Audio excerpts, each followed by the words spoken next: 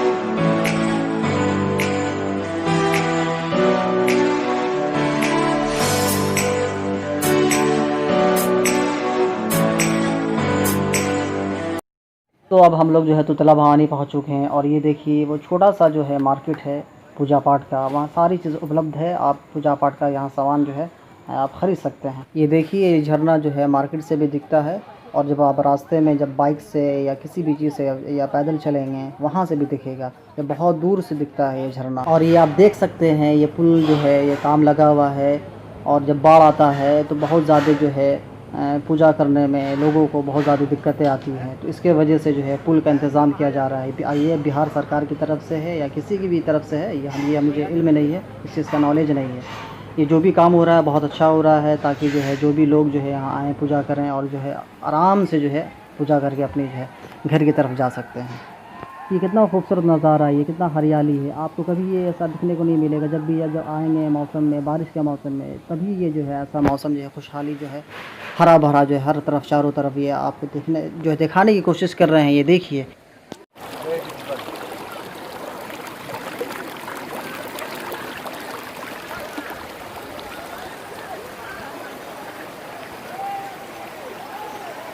तो दोस्तों आखिरकार हम अपनी मंजिल के पर जो है पहुंच गए और ये देखिए हम आपको दिखाने की कोशिश कर रहे हैं। हर एंगल से, हर तरह से आपको दिखाने की कोशिश कर रहे हैं। ये देखिए ये कितना खूबसूरत नज़ारा है। शायद आपने सासाराम में धुआं कुंड का भी नज़ारा देखा होगा लेकिन नीचे से नहीं देखा होगा, लेकिन ये नज़ारा नीचे से देखिए और कितना खूबसूरत।